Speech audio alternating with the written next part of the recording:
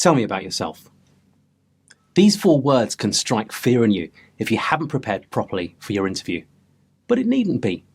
In fact, it can be one of the most enjoyable parts of an interview if you do it well for both you and the interviewer. Hi, my name's Dennis. I've been the head of recruitment for 2 global banks that you probably know, and I've asked this question to over 10,000 people. In this video, I'm going to tell you why I use this question with anyone from an intern to a banking managing director. When you understand why I asked that question, you'll start to understand the strategies that you can use to answer it. I wanted to make this video for a long time because I've seen so many YouTube videos by entrepreneurs and English teachers telling people how to answer this question.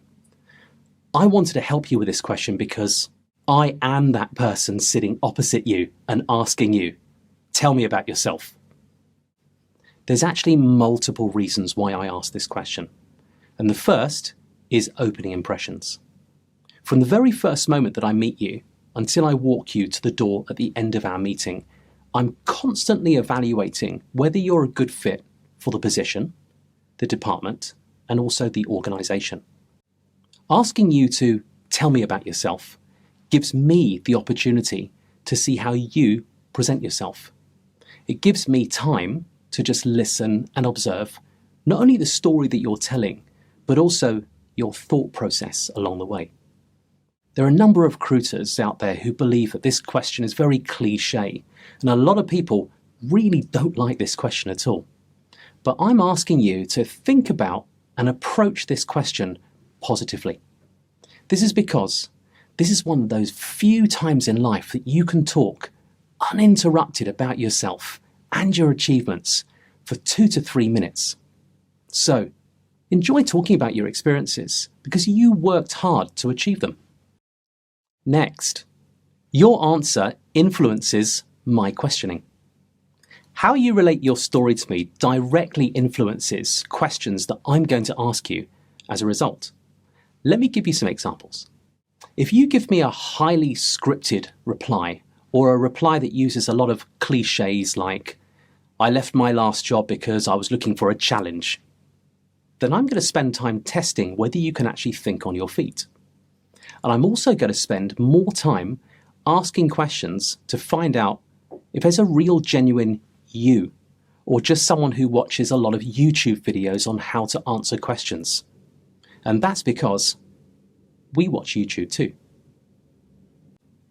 I'm also looking at what you don't say as much as what you do say.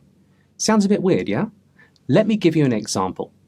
If you're talking about a role all positively with lots of achievements and I can feel the passion from you, and then you describe your next role robotically in just a few sentences, then I want to check what happened there. Something doesn't quite add up, something doesn't seem right. So I'm going to use a lot of probing questions to find out what happened there. There's another reason why I use tell me about yourself. It allows me to help you settle down at the beginning of the interview process. I want you to be talking about a subject that you know really well. And the subject that you know best is yourself. I'm actually a nice interviewer. I actually don't want you stressed in my interview because you won't give me the information that I need to make a quality decision. This is because when you're under stress, blood flow is restricted to the parts of your brain responsible for your executive thought. Instead, you're going into a freeze or flight mode, and you can't think straight in this mode. It's no good to you or to me. This is an interview, not an interrogation. But don't get me wrong, I will ask you tough questions that are designed to find out how you operate under stress if the job calls for it. Usually I'll use behavioral questions to test you on this.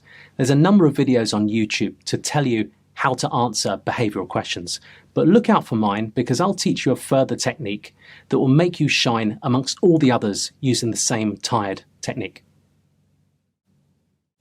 I'm often asked this by non-native English speakers, and they tell me this because often they get nervous before interviews because they worry about the English speaking mistakes.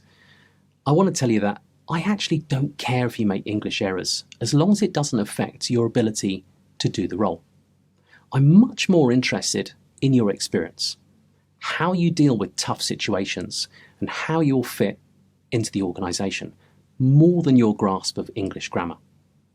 In fact, if you give an answer to this question, tell me about yourself, and it's just perfect English, but the rest of your interview is spoken in broken English, then I'm going to know that that's a highly scripted part and that you practiced that to death. And I'm going to be digging very deeply during the interview after that. In a future video, I'm going to tell you how to deliver a great answer to tell me about yourself that will make me think, yes, I need to hire you. So hopefully now you can understand why we use this question. It's not to trip you up. The interviewer is not your enemy. We use this question to open you up, calm you down, to find out how you present yourself, and also to guide us in what we ask you later during the interview. So what are your experiences of answering this question? I'd love to know. Leave me a comment below and tell me how you aced it or made a mess of it. I'd also love to hear about your best or worst interviewing experiences. Also, please take a moment to subscribe, like, and ask me some questions below, as I'll be building this channel out with help that you tell me that you need. Thanks for watching. See you next time.